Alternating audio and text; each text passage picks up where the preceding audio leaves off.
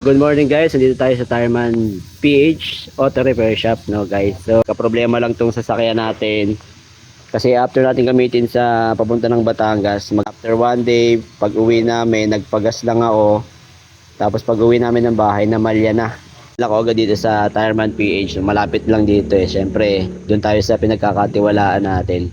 So pagdating ko, tinest drive lang ni Kuya Joey. Pagka test drive, balik sa garahe dito, then chinek bawat isa, no, kung spark plug or coil. So binunot bawat isa.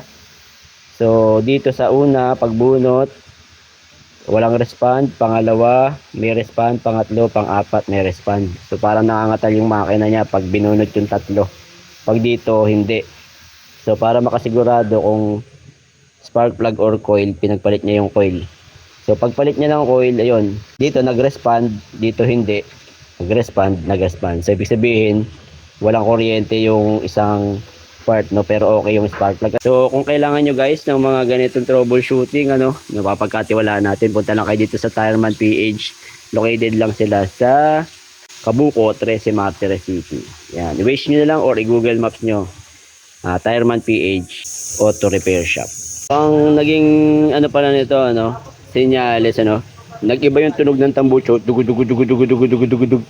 Tapos ang baho ng lumalabas sa exhaust niya.